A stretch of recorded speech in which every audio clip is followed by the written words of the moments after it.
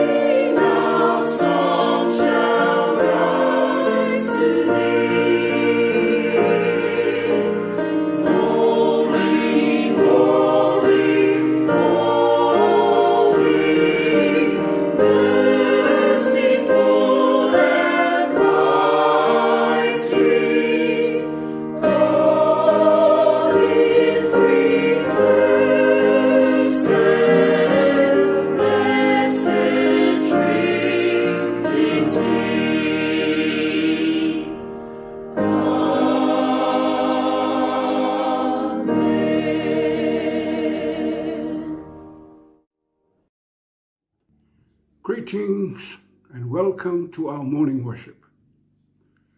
The grace of the Lord Jesus Christ and the love of God and the fellowship of the Holy Spirit be with you all. Let us worship God. Come, let us worship and bow down. Let us kneel before the Lord our Maker.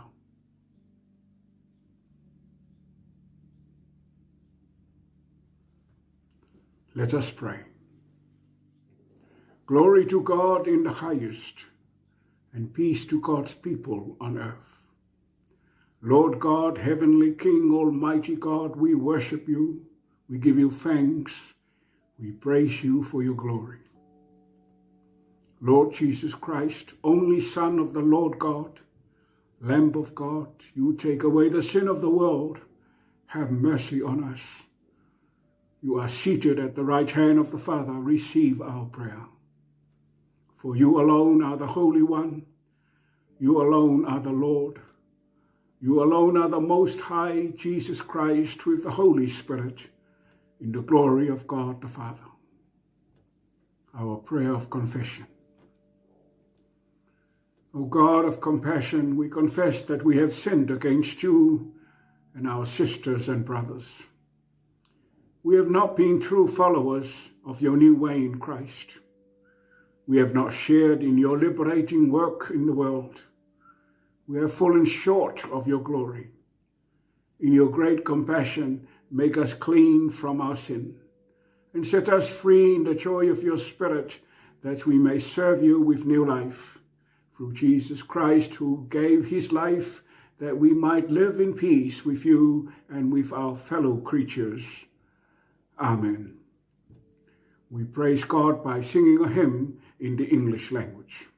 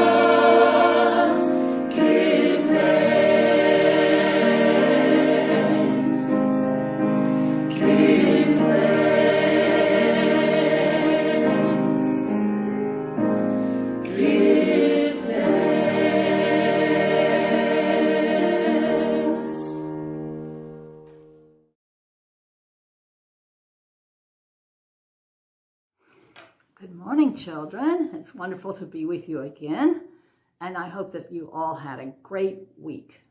Now, this week, I was scratching my head a bit to know how to share our time together today. That's because this week, our Bible reading is a very famous passage that you've probably heard before, but it's not all that easy for kids to understand, even some grown-ups. I know when I was little and I heard this passage, especially the way it starts, the first verse, I was confused. And I'll read you that first verse. It comes from the Gospel of John, the first chapter and the first verse. And it goes like this. In the beginning was the Word, and the Word was with God, and the Word was God. Well, when I was a child and I heard that, I thought, what does that mean? In the beginning was the Word? What word was that? And then it says that this Word, whatever that word was not only with God, this Word was God. In the beginning was the Word, and the Word was with God, and the Word was God. What? God was a Word? Okay, that's a bit hard to understand, isn't it? So let's try to make it a little bit simpler. Let's start with those words, in the beginning. Everything has a beginning, right? Everything has to start somewhere. And we know that in the beginning of the world, at the beginning of all life, was God. God made the world. So I thought, let's think about the beginnings of things. And that made me think about a root. So I thought, let's rephrase that verse to say, in the beginning was the root. In the beginning was the root. And I just happen to have a picture of a root. I'll show this to you.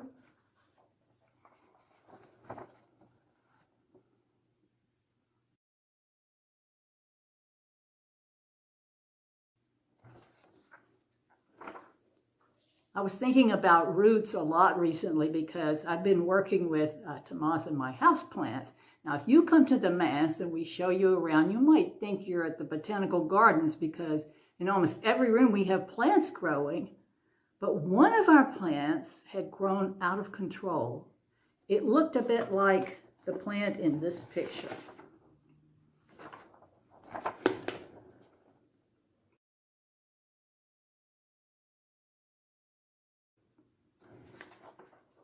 Only it was even bigger than the one in that photo. Its leaves were trailing from a high shelf all the way down almost to the floor, and I knew that I needed to cut off some of the stems to make new plants. So I did that. But I also knew if I just cut off a stem without it having a root and stuck it into dirt, it would die. Every plant needs a root. In the beginning of every plant is a root. So I put the stem in a pitcher of water, and then I waited. And I waited and I waited, and every day I looked into the glass pitcher to see if a root was starting to grow out of the stem. And one day I finally saw the beginnings of a tiny little root. And after several weeks, it finally began to look something like this. See, there's a glass pitcher of water. You can see the stem, and now look what's happening. Lots of little roots are coming out. I was so excited because that was the beginning of new life for this plant. In the beginning, there has to be a root. But if this was to become a new plant, the roots had to grow in dirt. That's where plants grow. I was a bit nervous when I finally put the stem with its new roots into dirt because I knew that roots will die if they don't have water. Plants need dirt to grow in, but they also need water. So every day we watered this plant. And you can see here a new little plant growing. And water coming down to give it life. At first, my plant didn't look too great. The leaves sort of curled up and it looked a bit droopy, but we kept watering this plant, and finally we had a new plant. And I'll show you what it looks like. This is our new plant. You see? It's still young, but it's already growing. Still has a lot of growing to do, but because we put it in healthy soil and gave it lots of water, the root became a plant. Now, you might be wondering, what does this have to do with our Bible reading? Well, all these pictures of roots and stems and watering and plants remind us that a root is like God. In the beginning of every living thing is God. God made you and God made every living thing. But God also asks us to take care of what he made.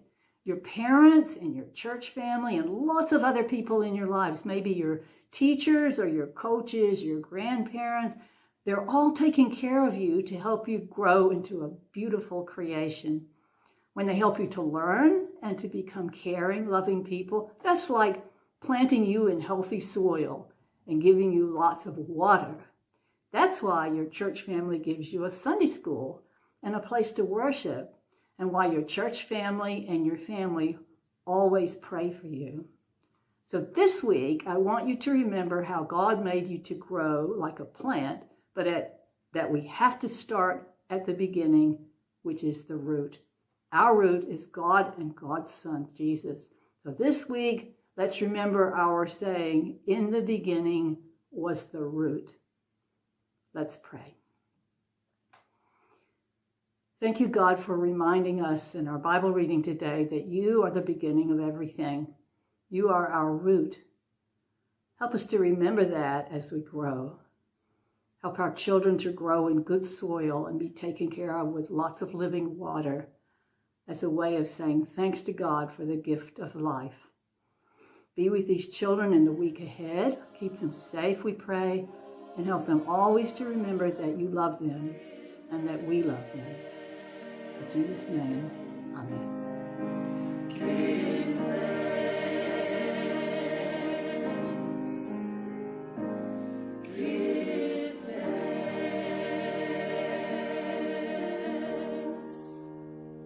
Let us offer to God our prayer of thanksgiving.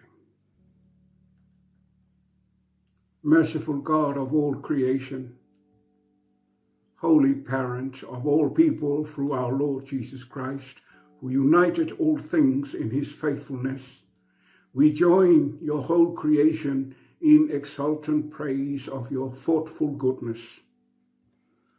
You have touched our lives with your love and filled us with new hope that your reign will come, that the hungry will be fed, that the oppressed will be set free from evil, that your reconciling work will be done, that love and faithfulness meet together, that justice and peace will unite, and the whole of creation filled with your glory.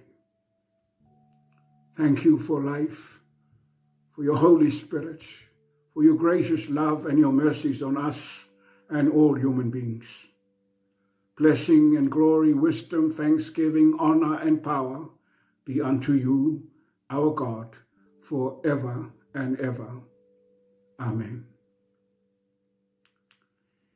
We listen to the word of God as recorded in the Gospel of John, chapter 1, verses 1 to 5.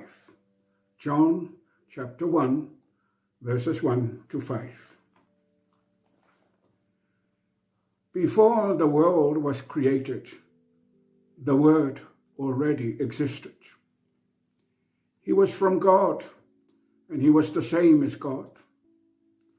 From the very beginning, the Word was with God. Through him, God made all things. Not one thing in all creation was made without him. The Word was the source of life, and this life brought light to mankind. The light shines in the darkness, and the darkness has never put it out. God bless us for the reading and listening to his holy word. To his name be all glory, honor, and praise. Amen. We praise God with a hymn in the Cook Island language.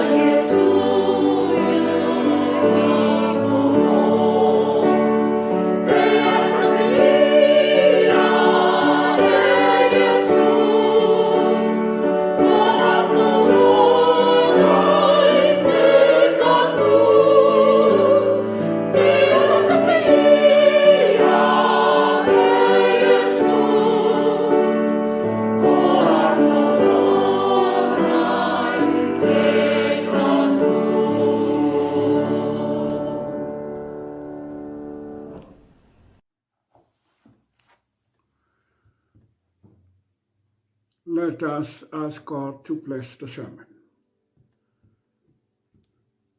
Dear God, we bring our thoughts and our words to you. May your Holy Spirit bless these words and these thoughts.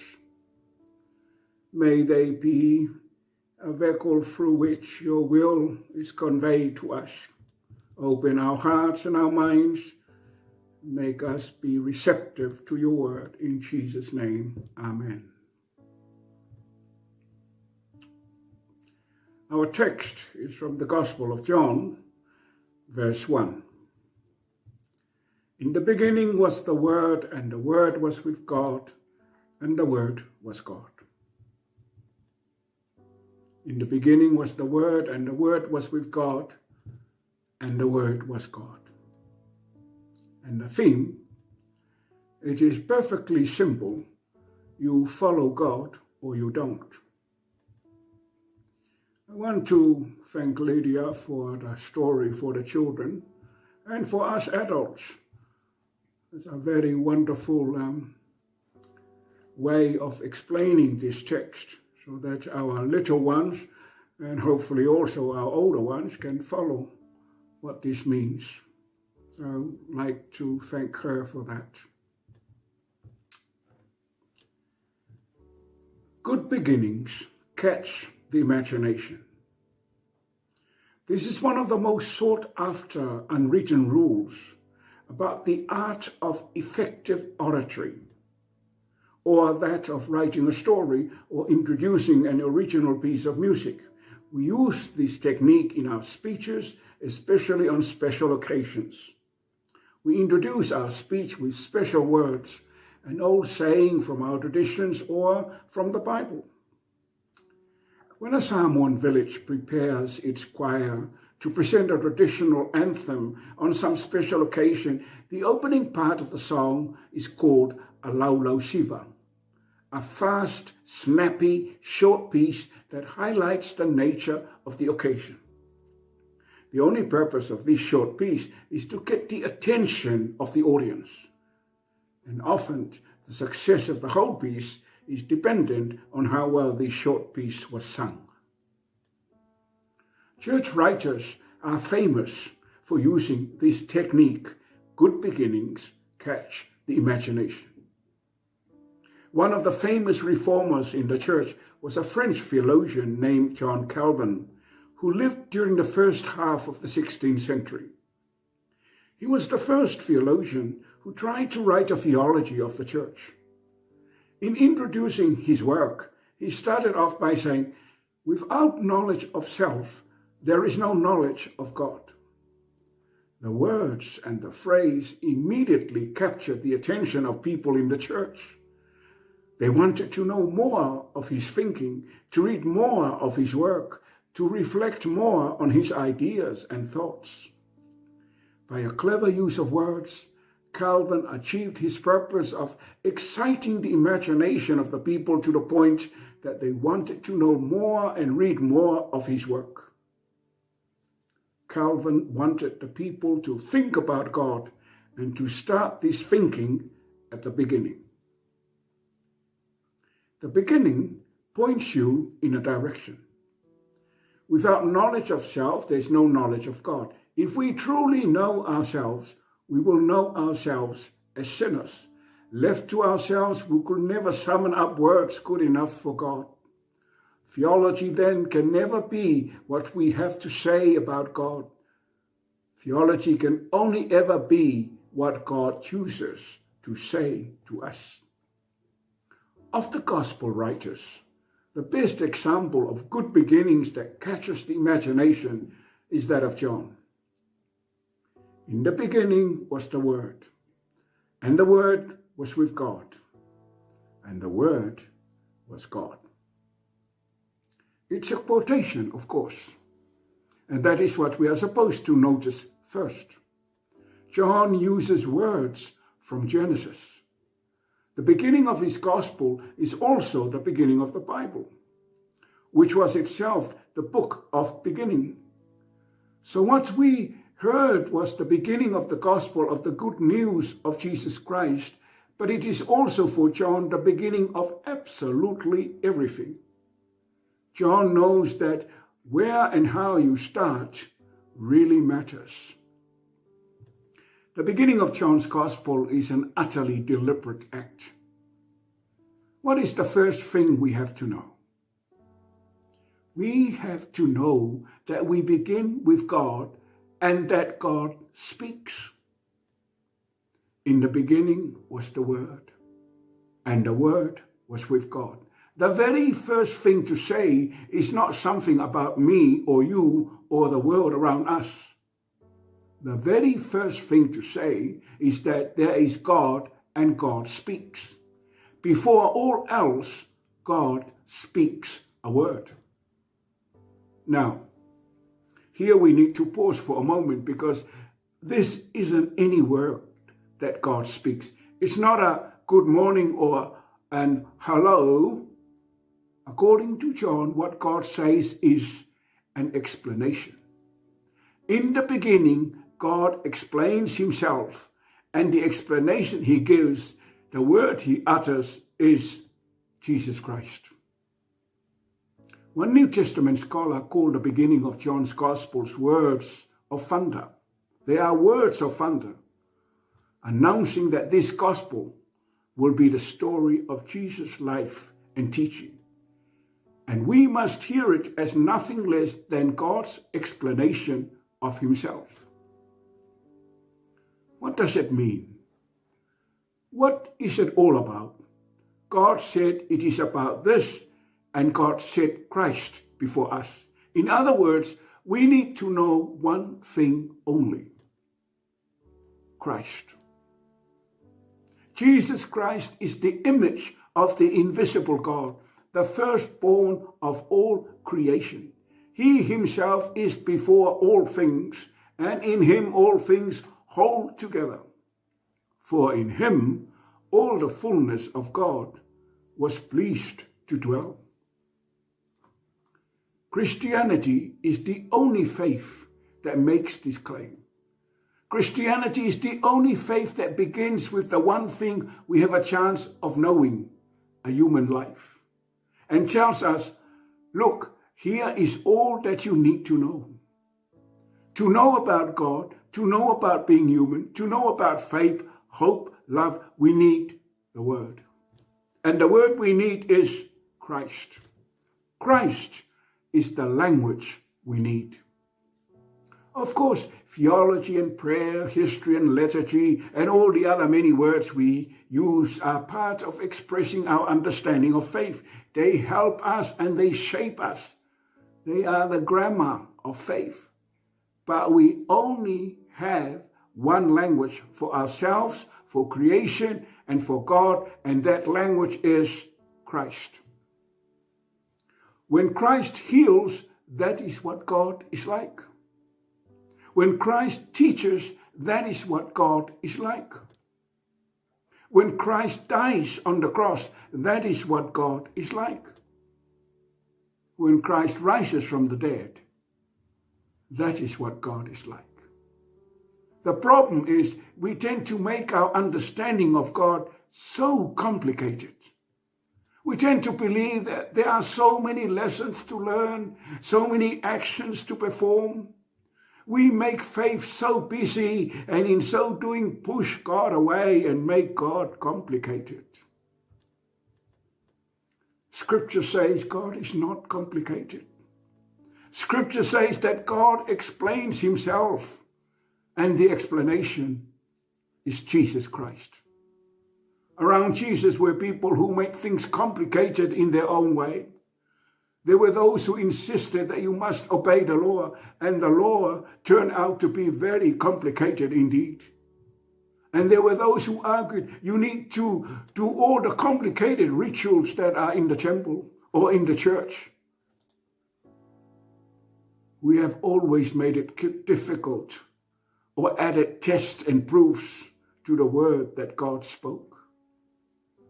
Jesus does not ask of us anything like that. He does not give us another explanation. He is the explanation. People either follow him or they don't. It's perfectly simple. You follow or you don't. Perfectly simple. In the beginning was the Word, and the Word was with God, and the Word was God. It is perfectly simple. You follow God or you don't. Amen. Our prayer of intercession, your responses are in small, bold letters. Come, Holy Spirit, renew the whole creation. Send the wind and flame of your transforming life to lift up the church in this day. Give wisdom and faith that we may know the great hope to which we are called. Give of life, sustain your creation. Confront us with our greedy consuming of your gifts. Stand before us as we blunder and destroy. Call us forth into new harmonies of care for all that lives and breathes and has its being. Spirit of truth, set us free to emerge as the children of God. Open our ears that we may hear the weeping of the world. Open our mouths that we may be a voice for the voiceless. Open our eyes that we may see your vision of peace and justice. Make us alive with the courage and faith of your prophetic truth. Spirit of unity, reconcile your people. Give us the wisdom to hold to what we need to be your church. Give us the grace to lay down those things that you can do without. Give us your vision of your breadth and length and height that will challenge our smallness of heart and bring us humbly together. Holy Spirit, transform and sanctify us as we take up this task in your name. Give us the gifts we need to be your church in spirit and in truth.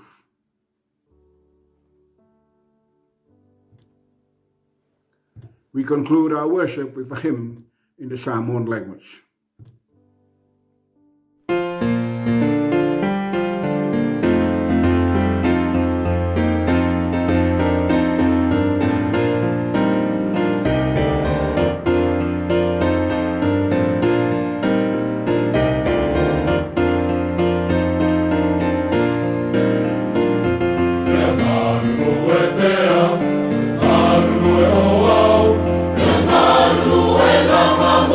Song